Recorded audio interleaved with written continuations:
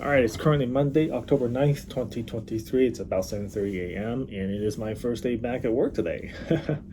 So I've been wanting to make a video about this for a little while. Back when the Sony A7000 was being rumored, I wanted to talk about this topic, but then I never got around to it. And then the A6700 actually got released. And I thought, well, maybe I could still talk about it, but again, didn't get around to it. And then, well, the iPhone 15 released, and now I'm thinking, well, I probably can talk about it again, in that context. So what am I talking about here? I think that there are certain things that I absolutely need, I think, in the next camera that I get. And until these features come to a camera, I probably won't be buying another camera. I doubt that Sony or Canon or these camera companies are watching this video, but I hope they pay attention, man, because their market share is shrinking thanks to smartphones just taking over, and so I think they need to pay attention. So what am I talking about? So one of the features that I absolutely love about my iPhone is live photos. So when they first introduced it, back in the day, I thought it was a bit of a gimmick. I think it was available on my iPhone XS, and I basically turned it off right away. I figured, I'm just taking photos. I don't want every photo to be a video and take up more space, right? And then also, I don't want the sort of incompatibility of that photo with my Windows computer, because I didn't have a Mac at the time. I still don't have a Mac. And so, yeah, I turned it off right away. But lately, I would say over the last year or two, I've turned it on and I haven't looked back. And the reason is that I've looked at the file sizes and they aren't that big, and it's because iPhone uses the HEIF format, HEIF format, and so these live photos, even though they're basically a short video at 15 frames a second, but it has also audio. Despite that, a 12 megapixel live photo still only takes up less than 2 megabytes, right? And just to put things in context, my Sony A6400, it records a 24 megapixel photo, and those pictures easily take 10 to 12 megabytes, right? And so the storage thing isn't really an issue anymore. And then, of course, in recent years, Windows released updates for their operating system to support some of these newer formats. They're not even that new. It's just that the industry is so slow to transition from JPEG that, that some of that fear has kind of gone away. Admittedly, I will admit, even now, I still haven't transferred any HEIF files to my Windows computer, so I'm not even sure if it's compatible, but I have definitely done that with the HEVC videos from my iPhone, and those work, right? So I'm somewhat optimistic when I eventually do transfer those photos that Windows will be able to support these live photos HEIF formats. Though admittedly, even if not, I'm pretty sure my next computer is going to be a Mac anyway. There's just not a lot of good innovation on the Windows side of things, and Mac is just killing it, or Apple, I should say, is killing it.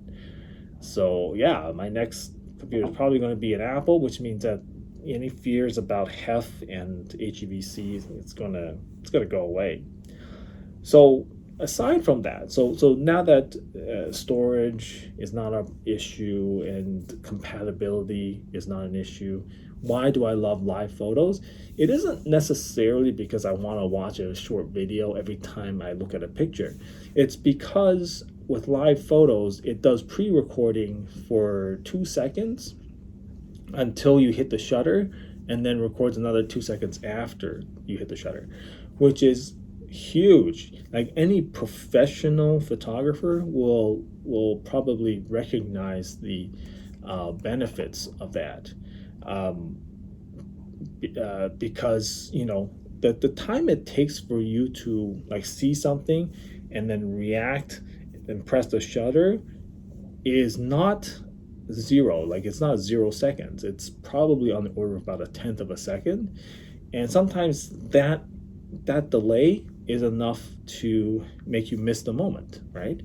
And then if your camera has shutter lag, which admittedly my A6400 doesn't have huge shutter lag, but the thing is, it's not zero either because and it depends on the situation, depends on the lens, because with these cameras they tend to have to focus too when you press the shutter. Um, Especially if you have wide apertures, right?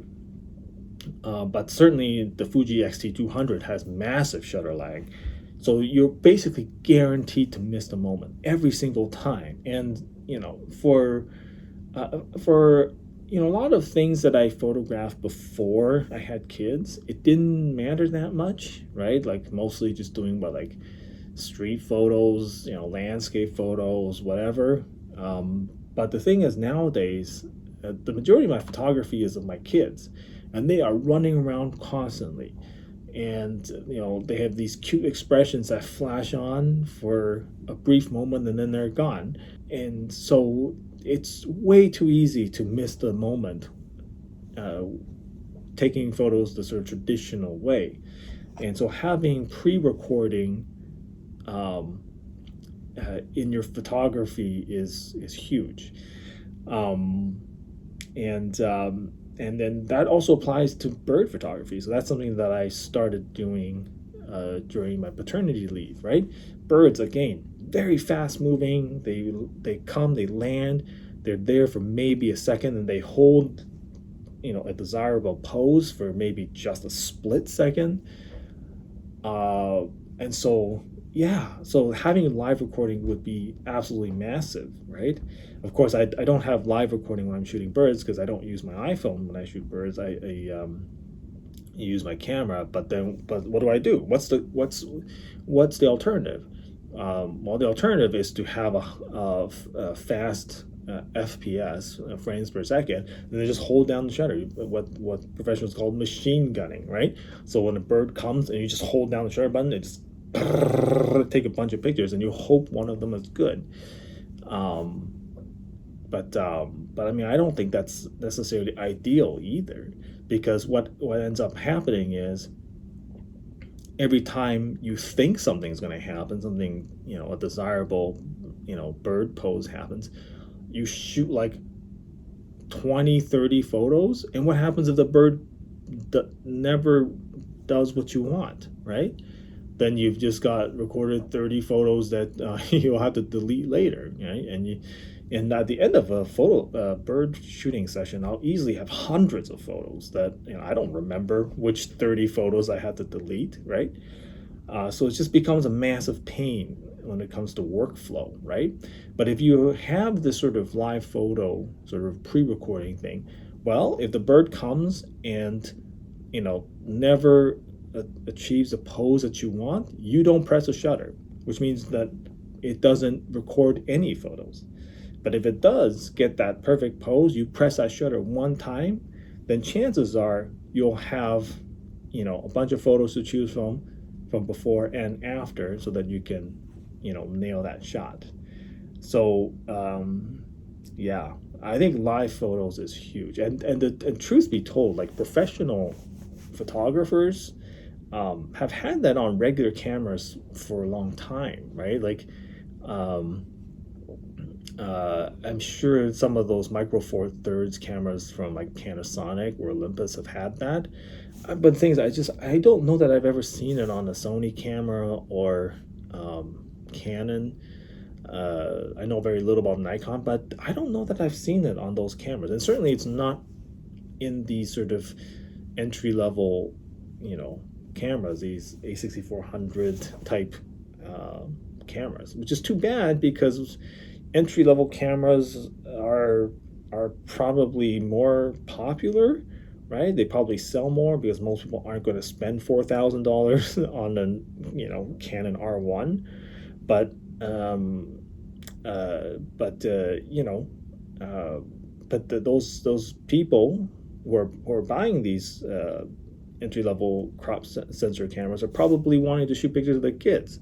And so something like pre-recording would be awesome for them. Instead, nope. The camera industry tends to like remove all features from entry-level cameras, and it completely disincentivizes us from buying those cameras. I'd rather shoot pictures of my kids using my phone because of that. So yeah, I think camera companies, you guys need to pay attention. You guys are digging your own graves. You need to provide more for your entry level cameras, not less. Pre-recording has also existed for like high frame rate video. So for example, I have the Sony RX0 Mark II, and it has a high frame rate mode where it can record up to 960 frames a second.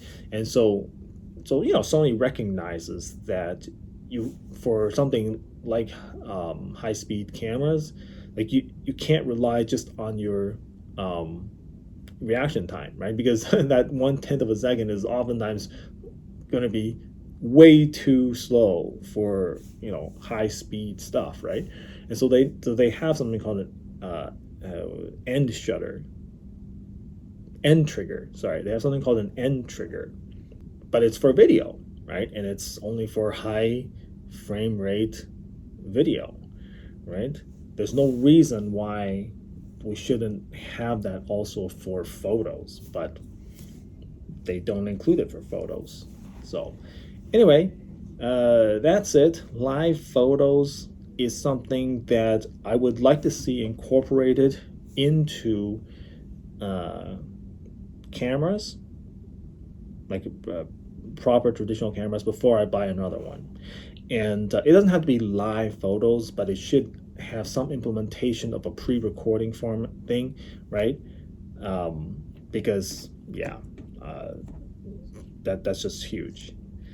Alternatively, yeah, if they want to do live photos, that's fine, but then they'll have to the cameras will have to record in HEIF formats rather than JPEGs. So that's it for this one. There are other things that I would like to see in a camera before I'm willing to buy another camera, but I'll save that for another video because this one's getting too long. And yes, I just realized that I haven't plugged in my lav mic, so this is just decorative. All right, I'll see you in the next one.